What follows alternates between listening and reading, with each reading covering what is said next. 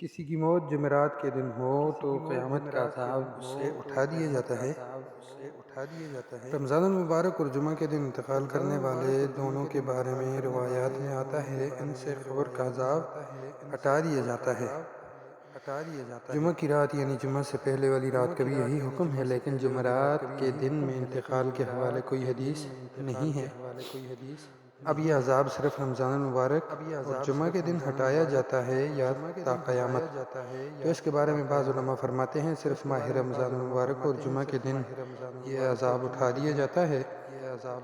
اور بعض فرماتے ہیں تا قیامت ان سے قبر کا عذاب ہٹا دیا جاتا ہے اور یہ قبر میں راحت و آرام کے ساتھ رہتے ہیں۔ زیادہ راجح یہی معلوم ہوتا ہے کہ مسلمانوں کے حق میں یہ حکم عمومی ہے کہ اگر کسی مسلمان کے انتقال رمضان المبارک یا جمعہ کے دن ہو جائے تو تا قیامت عذاب قبر سے محفوظ رہے گا،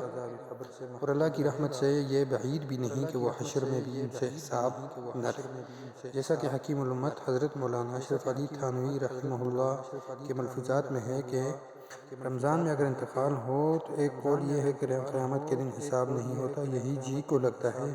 انا عند ظن عبدی بی پر عمل کرے۔ اور اگر کوئی غیر مسلم رمضان المبارک میں مر جائے تو صرف ماہ رمضان کے احترام میں رمضان المبارک تک عذاب قبر سے محفوظ رہے گا، اور رمضان کے بعد پھر اسے عذاب ہوگا۔